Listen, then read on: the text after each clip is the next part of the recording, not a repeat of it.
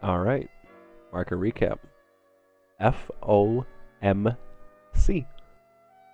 So, we had classic London high day ideas. As you're going into New York, I was looking for this sell model essentially to start playing out as you have hitting your high time PD array, market structure shifting down, CSD down, FVGs, all that good stuff. So by the time you're here, I did sell right before open just for demo shenanigans. Market ends up hitting this BISI, reacting off it to go higher, but again, hitting this just to hit something just like talking about in last video, hitting something to cause it to deliver back bearish, and still finishing this sell model. Another FVG here, body straight up into it, trades all the way lower until 10:30. Post macro started the long, but by that time it was kind of ready just for FOMC. So market reacts off this order block, which is fine. You get the initial news dump. Now I was initially looking for calls, something down into this BPR area, which it pretty much did offer it. So I ended up buying calls well before 2:30, admittedly, as it was trading down here around 206 and just try to ride it back up above Wednesday's buy side from London. As for the move afterwards, completely crushed. Biggest giveaway, honestly, an FVG on retrace. This hammer here is a nice FOMO close. When that candle itself, its high, is getting hit like that on a turtle for a failure swing, you can pretty much expect it to keep trashing through. And especially on the 1 minute, watching the intraday fall off after longs are already trapped up here and hitting buy side, you have an FVG, so the market trades up into it and then starts forming another order block, and again reacting off this BISI, so still using it, and that's how people are getting trapped, like buying on sell side of the curve. ICT anyway is.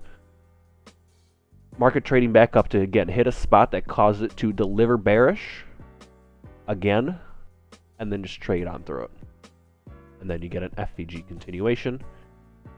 You get your CSD here, turtle souped, failure swing, so that's your shift down, ride it back down, another FVG continuation for your EOD. It looked a little bit better on the 3 minute, in all honesty. Hitting fair value gap, new low, kind of all that good stuff behind it, so at least you're not getting caught trying to long that after it's completely just toasted, you know. So as for oil, honestly, just as clean delivery. So this was classic buy day, sell day, hello. London high day ideas after midnight opening. New York OTE ideas. So even though you're crushing and finishing this sell model at 8 o'clock, that is basically the time to start New York session. However, that is not when open outcry is for oil, as well as you really shouldn't be inclined to just be shooting down the entire 8 o'clock till noon in a straight line, especially with inventories that day as well. So when you have this kind of just rocket retrace up, because it was hitting the old daily fair value gap as well again, trading up into that for the actual 9 o'clock open outcry, hitting higher time frame London area for the New York OTE idea. You get a turtle soup at the high is your first indication, order block, FVG second. You then get a nice up close candle, and it trades down through this order block here, this bullish one. So even though the market flips here, again, it retraces all the way up to just a spot that causes it to switch back bearish, in this case the bearish order block, and then deliver back down to the low. And even if you did take this, which I'll admit I did take this, but I cut it break even around here, even if you did do that, by the time, again, this failure swing getting hit and swiped and closed below, you only stop out shorts to go short. And the market's able to just continue delivering through the sell side for the actual session. FVG, get another FVG continuation. Actually, and then that was the daily fair value gap that it reacted off of, my mistake. But again, you have the delivery shifting down, you have the indications. Turtle, FVG, order block, deep retracement OTE, and there you go. And when you realize every delivery is like that, it will help a lot, truthfully. Internal run, back into order block, makes a new low, all that good fine and dandy stuff. So as inventory comes out, it completely sinks on the release a few minutes afterwards, just to trade back up to get, if you think about it in the order of people that entered, people were chasing this short. Once it moves back up, everyone is now buying this, especially after a parabolic move like this. People can be inclined to think it is a daily fair value gap fill if you're like that from yesterday, or just even this as just a retail, an immediate launch pad up. Likely to go higher, but it's really just to hit the order block on an internal run. And then again, you get the exact same technique ideas. An FEG on retracement, market trades up into it. Even if you were to take this as like some type of breaker, by the time you're hitting this fair value gap or this one, you basically know that they're breakaways.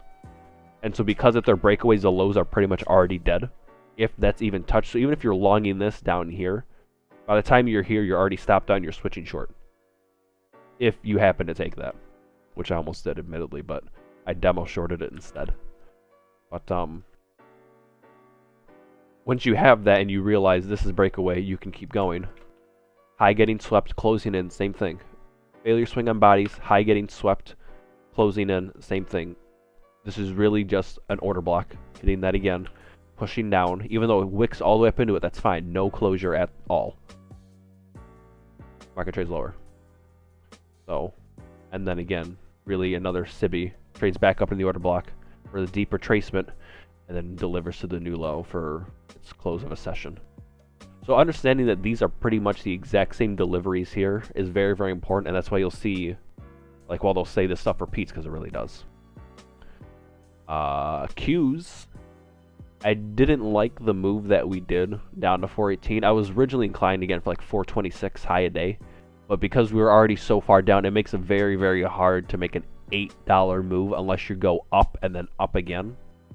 But with the way the rates were priced in, it was kind of hard to do that in all honesty. So, but we do have NFP and everything, so we will see. But we are pretty much inside of that LR area. It'll be very interesting to see. And I really just kind of want to wait till I have Thursday's overnight data / going into tomorrow, because it could very well easily be a move down to like 14.14. They're not going to waste the sell side and the long off it. So I don't know, but that's like probably my number one move right now if we end up trading downwards over there, just because the sell side will not get wasted. Same thing with the Qs themselves, honestly. The sell side of everybody dumping underneath this wouldn't get wasted, and they would use it as a long. Whether it was going to be used as a long to generate sell side to go back lower, that may have been the ultimate plan, so to speak, but when you're looking at as a move by move or intraday basis, you're looking for that one kind of push. And if there's that many people down here selling just from longs being caught off, they're not going to waste all of that selling that is offered to them. They'll use it as buying to pair and then continue the move down. And that's also just going to generate dumb money longs on the way up to sell into eventually anyways. So, Dixie, still premium of this dealing range, but honestly, I'm open for either or. Really, there is equal highs here, and the 4 hour is an A model, isn't a large buy model. So we could be seeing a move up to 103.8 anyways, depending on if NFP wants to come out hot with a good number. Well, then there you go. You can very easily be the push for it. So really just waiting to see what happens tomorrow and how that prints, and then we'll kind of forward test it for them. But in terms of the tape reading, it was absolutely there today. Really just need to work on the fear aspect and accepting the risk for me. But once I do that, we should be cooking. So, but expect the order block video soon. I'm kind of getting the final touches on it. I just want to, even though it will be kind of a live stream like showcase, I really want to make sure I hit everything. It was coming, making like a checklist, and then just hitting all of them at once in whatever order I feel like, and going from there, however it just flows off. But I want to make sure I hit every point, so that way it can be as much as a masterclass video as possible, regardless of the quality. The information will still be there. So, if you guys have anything else, or you want me to go into the next subject, or anything otherwise, be sure to put down in the comments. And other than that, I will see you guys in the next video.